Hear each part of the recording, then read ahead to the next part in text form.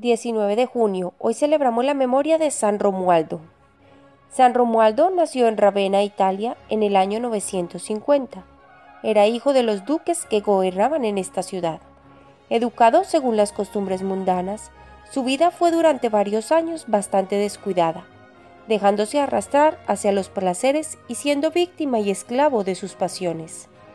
Sin embargo, de vez en cuando experimentaba fuertes inquietudes y serios remordimientos de conciencia a los que seguían buenos deseos de enmendarse y propósitos de volverse mejor. A veces, cuando se internaba de cacería en los montes, exclamaba: «Dichosos los ermitaños que se alejan del mundo a estas soledades, donde las malas costumbres y los malos ejemplos no los esclavizan». El padre de Romualdo era un hombre de mundo muy agresivo. Un día desafió a pelear en duelo a un enemigo y llevó como testigo a su hijo Romualdo. Sucedió que el papá mató al adversario. Horrorizado ante este triste espectáculo, Romualdo huyó a la soledad de la montaña y allá se encontró con un monasterio de benedictinos. Estuvo 3 años rezando y haciendo penitencia.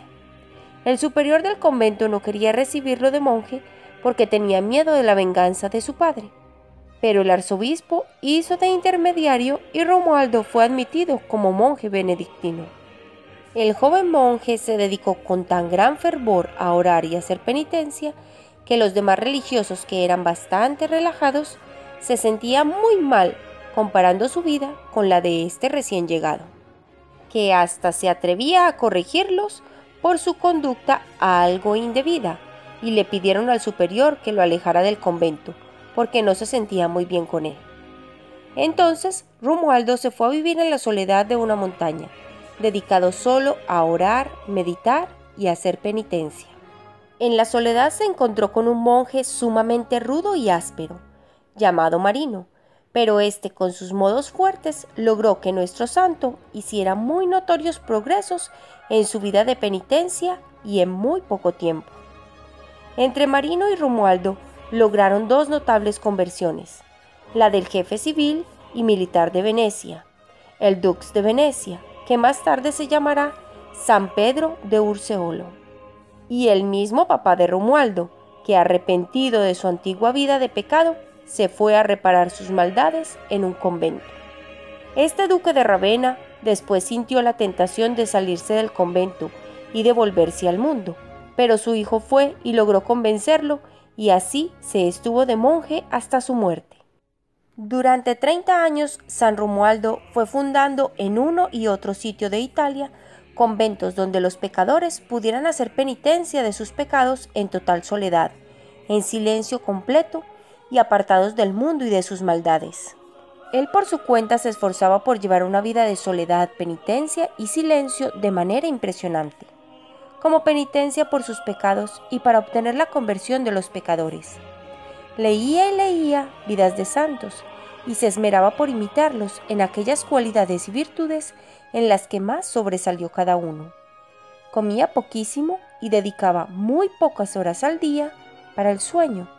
Rezaba y meditaba, hacía penitencia día y noche. Entonces, cuando mayor paz podía esperar para su alma, llegaron terribles tentaciones de impureza. La imaginación le presentaba con toda viveza los más sensuales gozos del mundo, invitándolo a dejar esta vida de sacrificio y a dedicarse a gozar de los placeres mundanos.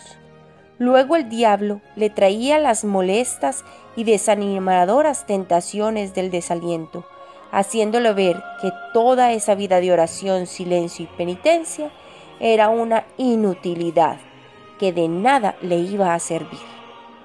Por la noche, con imágenes feas y espantosas, el enemigo del alma se esforzaba por obtener que no se dedicara más a tan heroica vida de santificación.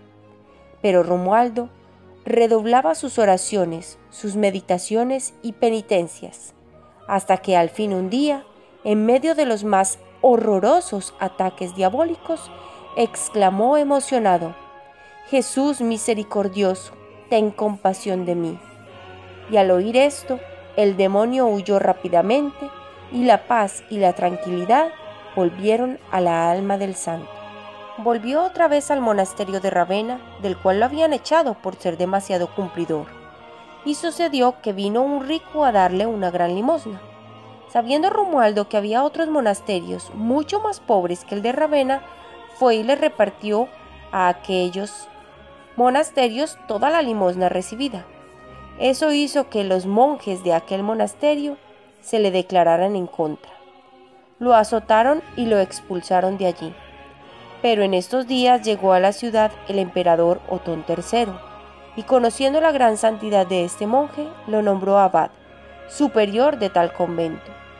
Los otros tuvieron que obedecer, pero a los 2 años de estar de superior se dio cuenta que aquellos señores no lograrían conseguir el grado de santidad que él aspiraba a obtener en sus religiosos, y renunció al cargo. Dios le tenía reservado un lugar para que fundara una comunidad como la que él deseaba. Un señor llamado Malduli había obsequiado una finca en una región montañosa y apartada, llamada Campo de Malduli, y allí fundó el santo su nueva comunidad que se llamó Camandulenses, o sea, religiosos del Campo de Manduli. En una visión vio una escalera por la cual sus discípulos subían al cielo, vestidos de blanco. Desde entonces cambió el antiguo hábito negro de sus religiosos por un hábito blanco. San Romualdo hizo numerosos milagros, pero se esforzaba porque se mantuviera siempre ignorado el nombre del que los había conseguido del cielo.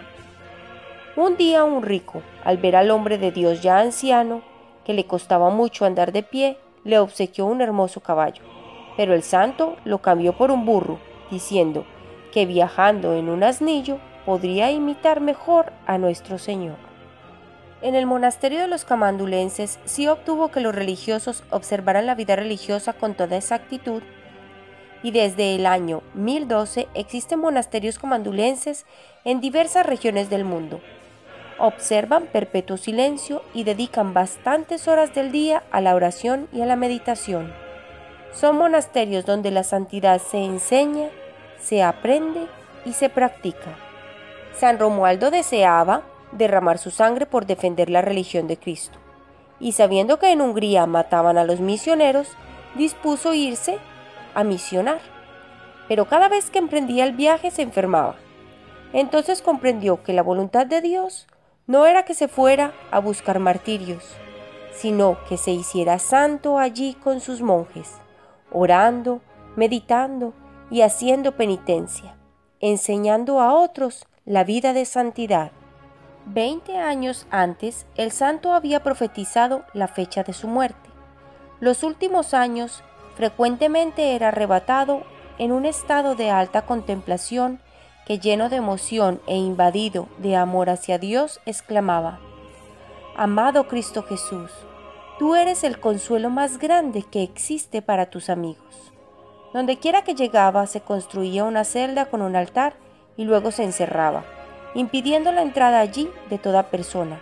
Estaba dedicado a orar y a meditar. En la última noche de su existencia terrenal, fueron 2 monjes a visitarlo porque se sentía muy débil. Después de un rato mandó a los 2 religiosos que se retiraran y que volvieran a la madrugada para rezar con él los salmos. Ellos salieron, pero presintiendo que aquel gran santo podría morir muy pronto, se quedaron escondidos detrás de la puerta. Después de un rato, al no percibir adentro ni el más mínimo ruido ni movimiento, convencidos de lo que podría estar sucediendo, empujaron la puerta, encendieron la luz y encontraron el santo cadáver que yacía boca arriba, después de que su alma había volado al cielo. Era un amigo más que Cristo Jesús se llevaba a su reino celestial. Todos estos datos han sido tomados de la biografía de San Romualdo, que la escribió San Pedro Damián, otro santo de este tiempo. Al recordar los hechos heroicos de este gran penitente y contemplativo, se sienten ganas de repetir las palabras de San Luis María Griñón de Montfort. Ante estos campeones de la santidad, nosotros somos unos pollos mojados y unos burros muertos. San Romualdo intercede por nosotros.